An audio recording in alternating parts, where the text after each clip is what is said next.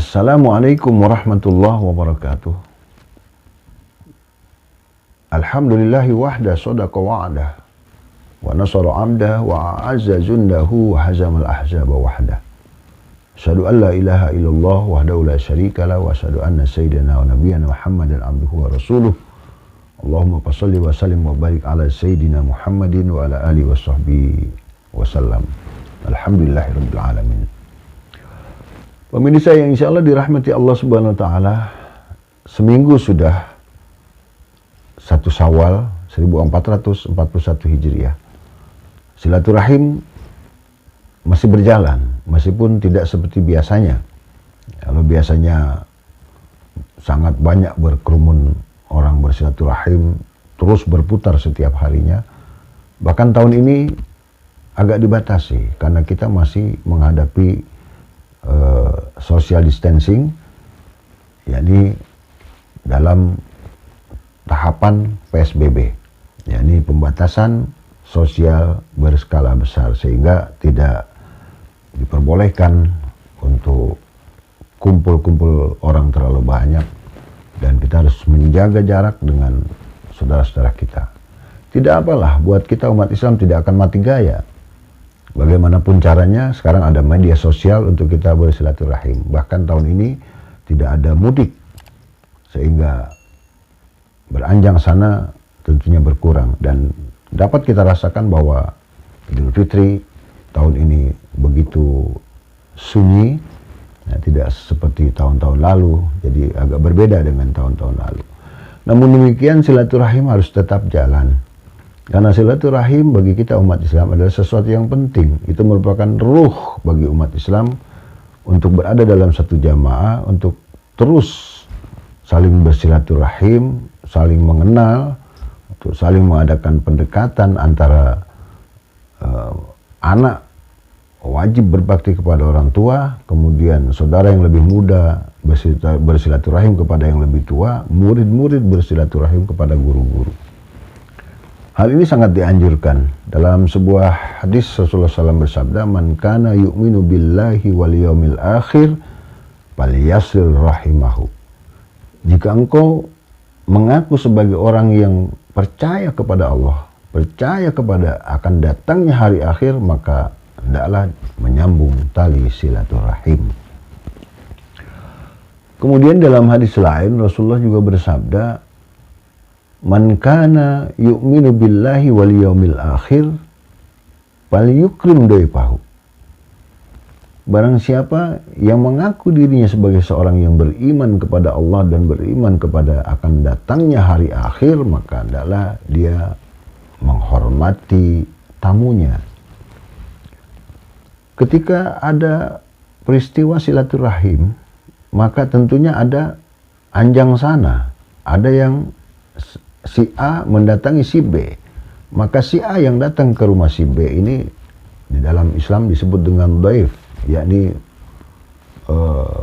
tamu. Lalu bagaimanakah cara kita menghadapi tamu yang datang ke rumah kita? Apakah dengan sembarangan atau justru harus kita servis dengan baik? Maka Rasulullah SAW mengajarkan kita harus menghormati tamu. Bahkan dikatakan ikramud duyub wajib.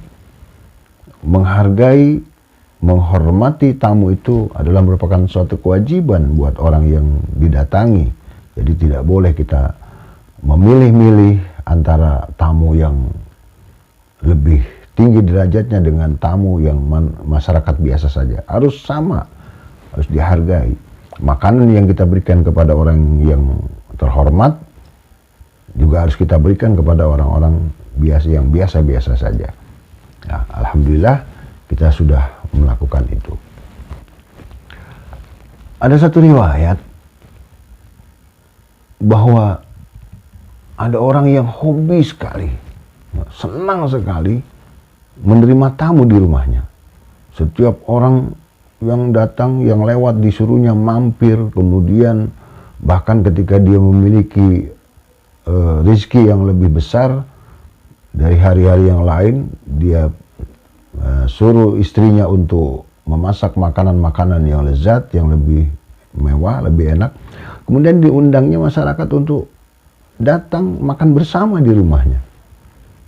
Nah, rupanya di sisi lain istrinya merasa terganggu dengan keadaan ini karena dia kecapean, ya repot dengan kedatangan tamu, jaraknya yang tidak terlalu lama, jadi mungkin sehari bisa 2-3 tamu atau mungkin besok sudah ada lagi.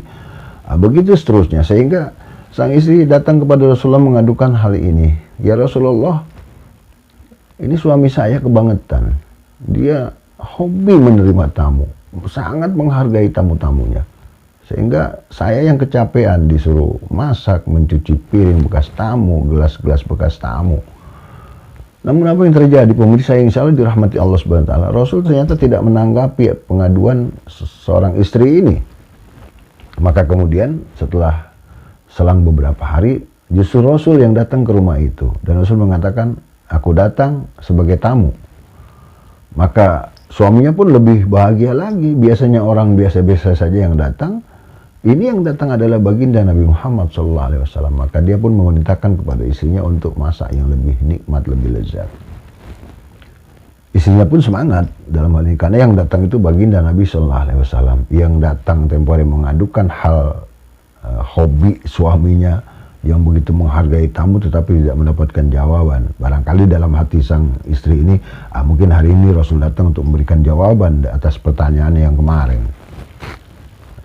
Pemirsa insya Allah dirahmati Allah Subhanahu wa Ta'ala, selesai layaknya tamu mencicipi makanan yang dihidangkan oleh sahibul bait, oleh tuan rumah, kemudian Rasulullah pamit. Ketika Rasulullah SAW pamit, maka kemudian Rasulullah SAW qala lil jauz indama akhruju min baitika da zaujataka tanduru ilal babil ladzi akhruju minhu. Begitu keluar Rasulullah pamit, kemudian Rasulullah berpesan kepada suaminya, nanti ketika aku keluar dari rumahmu ini, panggil istrimu untuk melihat ke arah aku keluar dari rumahmu ini. Rasul jalan pelan-pelan, maka kemudian sang suami juga memanggil istrinya sesuai dengan perintah Rasul, melihat ke arah Rasulullah SAW keluar dari rumahnya. Subhanallah, subhanallah. Apa yang terjadi pemirsa insya Allah dirahmati Allah Subhanahu wa Ta'ala? Rasulullah keluar dari rumah itu, ternyata ada binatang-binatang melata seperti kalajengking, seperti ular tanah, itu mengikut di belakang Rasulullah SAW. Tercengang tentunya tuan rumah. Loh, itu kok ada binatang-binatang melata yang ikut bersama Rasulullah SAW. Rasul kemudian menoleh dan Rasul kemudian bersabda, kala Nabi SAW, hakadha daiman indama yakhrujud dhaib min baitika yakhruju kullal bala wad darar wad dawab min manziliki. Kata Rasulullah, ya beginilah selamanya.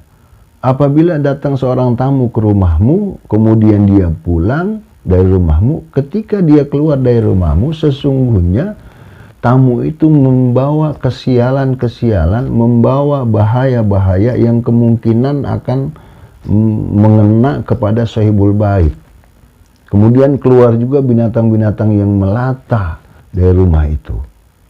Jadi bala, wabah, segala hal-hal yang membahayakan yang sengaja ditanam oleh syaitan di dalam rumah kita itu, maka dia akan tersapu bersama dengan kepergian tamu dari rumah kita. Subhanallah, subhanallah. Ternyata itu rahasianya. Oleh karena itu, terimalah tamu dengan 10 jari terbuka, dan jamulah dengan apa yang kita miliki hari itu. Dan jangan pernah memilah-milih tentang tamu yang mana yang harus dihormati, tamu yang mana yang harus lebih dihormati, dan tamu yang mana yang diterima dengan biasa-biasa saja. Semuanya kita terima dengan baik, karena tamu dalam sebuah hadis Nabi SAW, dalam hadis yang lain Rasulullah SAW bersabda, ad-dhaib dalilul jannah, bahwa tamu itu menunjuki sahibul bait jalan ke surga. Jadi tamu datang ke rumah kita membawa berkah. Bahkan kata Rasulullah SAW, kullu baitin la yadkhulu fihi ad-dhaib la tadkhulul malaikah. Rumah yang tidak pernah didatangi tamu, maka tidak akan masuk malaikat ke rumah itu. Jadi dengan adanya tamu, kesimpulannya, maka malaikat-malaikat akan sering datang juga ke rumah kita. Rumah menjadi berkah, dan tamu yang datang itu menyebabkan datangnya rizki kepada kita. Dalam hadis yang lain Rasulullah SAW bersabda, "Idza aradallahu biqaumin khairan ahda lahum hadiyah." Apabila Allah Subhanahu wa taala menghendaki kebaikan kepada satu kaum, maka Allah akan memberikan kepada kaum itu hadiah. Qalu ayu hadiyatin ya Rasulullah? Sahabat kemudian bertanya, hadiah apa itu wahai Rasulullah? Qala ad-daib yanzilu birizkihi wa yartahilu bidunubi ahlil bait. Bahwa sesungguhnya tamu yang datang itu menyebabkan turunnya rezeki di rumah itu dan akan menghapuskan dosa daripada sahibul baitnya. Subhanallah, begitu luas maknanya dan begitu dalam rahasia yang terkandung dengan sehubungan dengan datangnya tamu ke rumah kita. Oleh karena itu mulai hari ini, buat barangkali pemirsa yang masih ada berpura-pura ketika didatangi tamu kemudian masih memilih tamu yang mana yang harus diservis lebih baik dan mana yang biasa-biasa saja, mulai hari ini terimalah mereka. Mereka sesungguhnya adalah membawa keberkahan di rumah kita dan akan menghapuskan dosa-dosa kita dan menyebabkan masuknya turunnya malaikat yang diperintahkan Allah ke rumah kita dengan sebab datangnya tamu. Terima mereka dengan wajah yang ceria, hilangkan rasa gundah gulana, wajah yang asam, yang merasa kelihatan tidak nyaman untuk tamu-tamu kita. Senyumlah ketika tamu datang ke rumah kita, sesungguhnya mereka datang atas izin Allah Subhanahu wa taala dan memberikan keberkahan buat kita semua. Mudah-mudahan bermanfaat. Saya akhiri dengan wabillahi taufiq wal hidayah wa ridha wal inayah. Assalamualaikum warahmatullahi wabarakatuh.